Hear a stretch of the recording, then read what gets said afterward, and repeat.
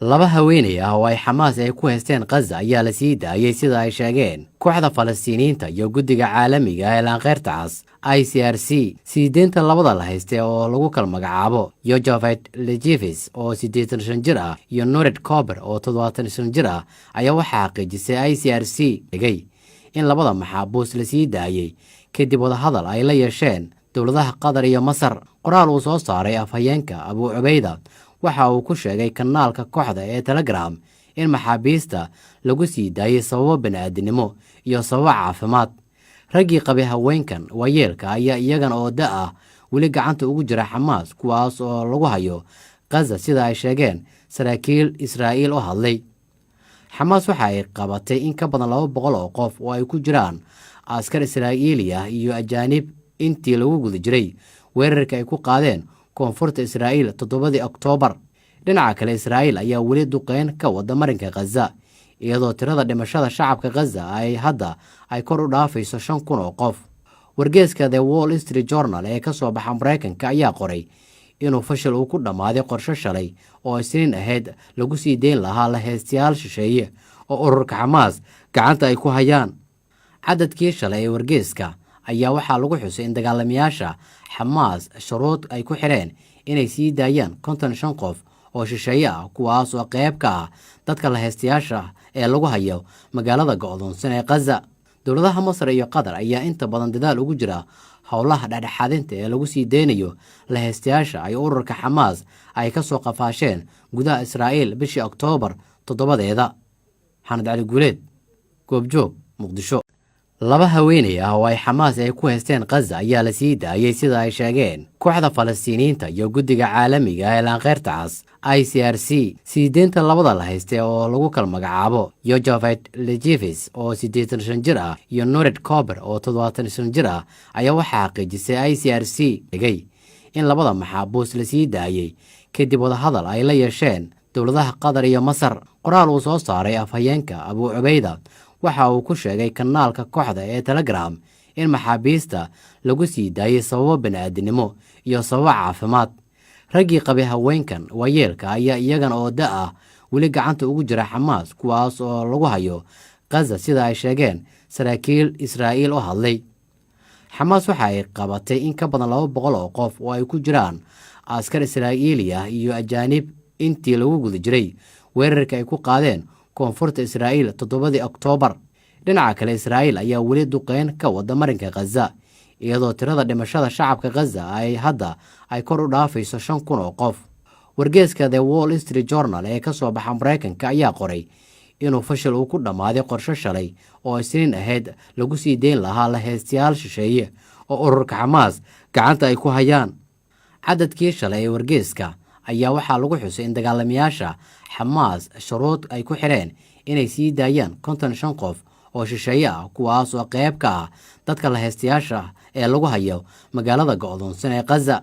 Dowladaha Masar iyo Qatar ayaa inta badan dadaal ugu jira howlaha dhexdhexaadinta ee lagu sii deynayo la haystayaasha ay ururka Xamaas ay ka soo qafaasheen gudaha Israa'iil bishii Oktoobar 7.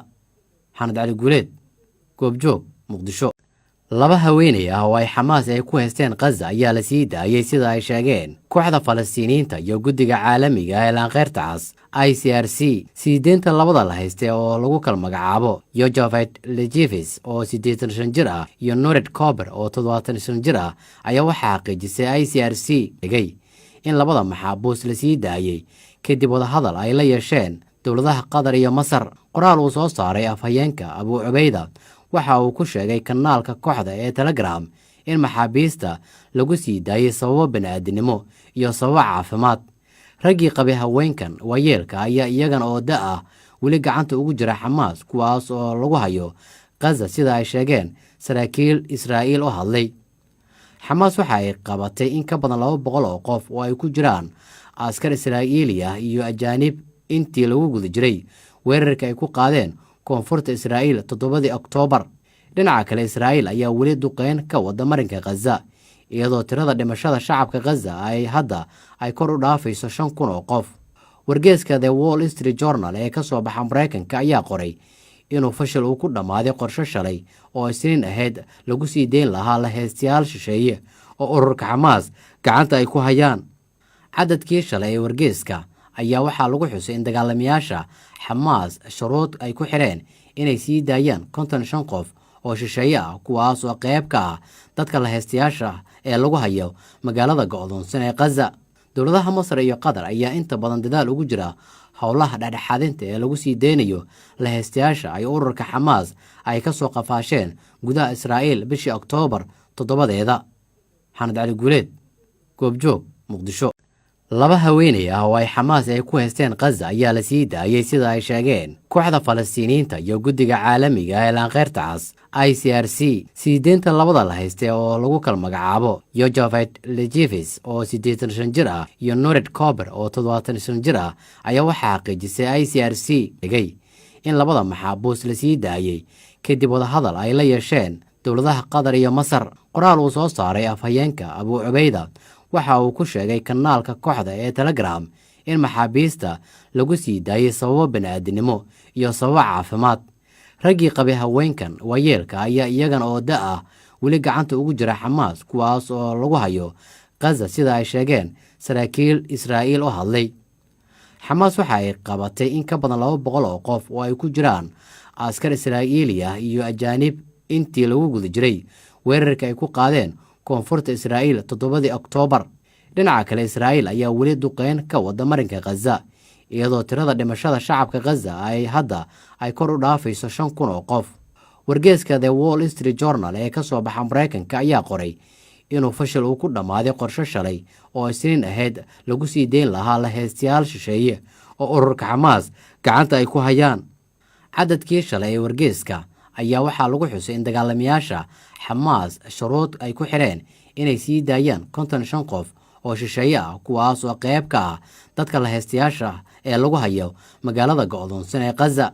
dowladaha Masar iyo Qatar ayaa inta badan dadaal ugu jira howlaha dhexdhexaadinta ee lagu sii deynayo la haystayaasha ay ururka Xamaas ay ka soo qafaasheen gudaha Israa'iil bishii Oktoobar 7-deeda. Xanad Cali Guuleed, Goobjoog, Muqdisho.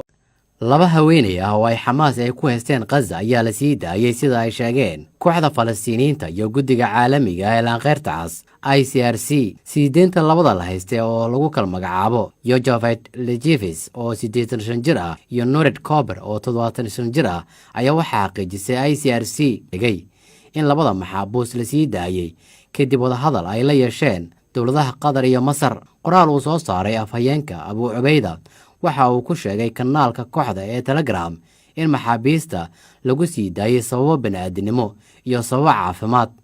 raggii qabay haweenkan waayeelka ayaa iyagan oo ah weli gacanta ugu jira Xamaas kuwaas oo lagu hayo Gaza sida ay sheegeen saraakiil Israa'iil oo hadlay. Xamaas waxa ay qabatay in ka badan 200 oo qof oo ay ku jiraan askar Israa'iili ah iyo ajaanib intii lagu guda jiray weerarka ay ku qaadeen koonfurta Israa'iil 7 Oktoobar. dhinaca kale Israa'iil ayaa weli duqeyn ka wada marinka Gaza iyadoo tirada dhimashada shacabka Gaza ay kor u dhaafayso 5,000 oo qof. wargeyska The Wall Street Journal ee ka soo baxa Mareykanka ayaa qoray inuu fashil uu ku dhamaaday qorshe shalay oo Isniin ahayd lagu sii deyn lahaa la haystayaal shisheeye oo ururka Xamaas gacanta ay ku hayaan. cadadkii shalay ee wargeyska ayaa waxaa lagu xusay in dagaalamayaasha Xamaas shuruud ay ku xireen inay sii daayaan 55 qof oo shisheeye ah kuwaas oo qayb ka ah dadka la haystayaasha ee lagu hayo magaalada go'doonsan ee Gaza.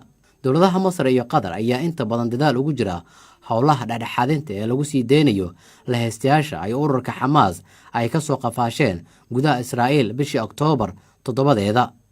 Xanad Cali Guuleed, Goobjoog, Muqdisho.